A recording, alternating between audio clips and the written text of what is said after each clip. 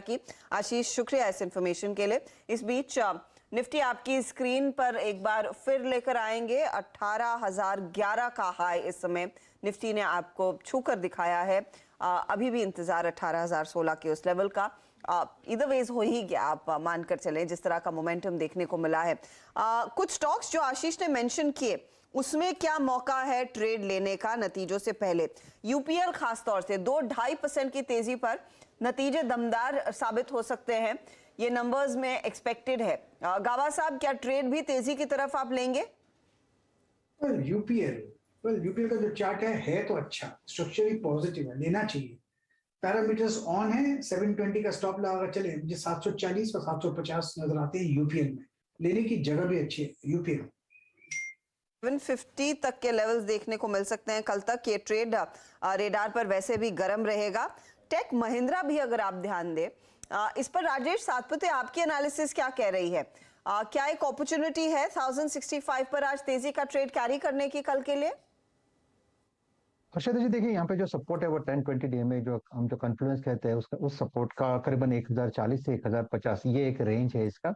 तो यहाँ पे देखिए अगर ट्रेड लेना है तो आपको एक स्ट्रिक्ट स्टॉप लॉस मेंटेन करना पड़ेगा, क्योंकि आईटी में हो क्या रहा है कि ये खुलता अच्छा है, इनिशियली स्ट्रेंथ दिखाता है, बाद में फिजल आउट हो जाता है।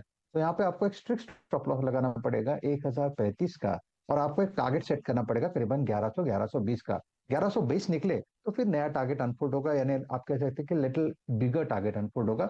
लेकिन ट्रेड थोड़ा सा रेंज बाउंड है, तो आपको स्टॉप लॉस रखना पड़ेगा 1035 का।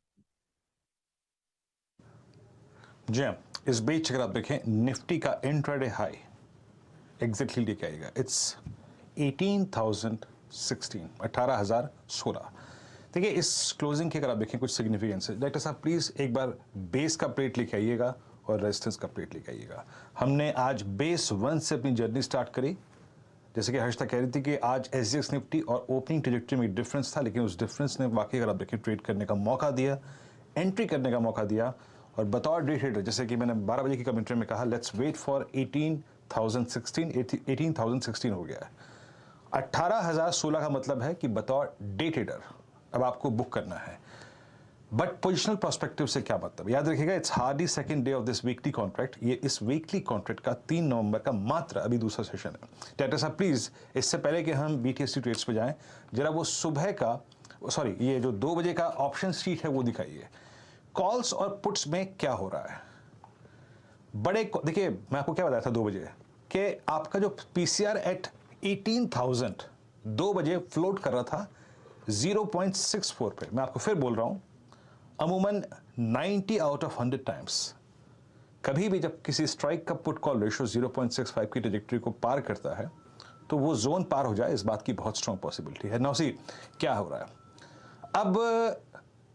आप देख रहे हैं कि 2 बजे जब हम 18,000 की कॉल देख रहे थे तब क्या था? Now 18,000 call OI reduce to 70 lakh, that's good. और ये सारे के सारे पुट राइटर्स कहां पर आ जाए हैं? 18,000 पे। यही एक चीज है जो मानस कुछ देर पहले कह रहे थे ना कि आप सिंक नहीं हुए। आप 18,000 से 100 पॉइंट नीचे खुले और आपने ग्रेजुअली अगर आप देखिए इस मार्क को रीगेन किया, और यही ओपनिंग अगर 18,050 हो जाती तो यहां पे कॉल राइटर आ जाता। तो ये एक अच्छी बात थी कि हम लोअर ट्रेजेक्टरी में खुले और ग्रेजुअली पुट राइटर्स ने कन्विक्शन रीगेन किया।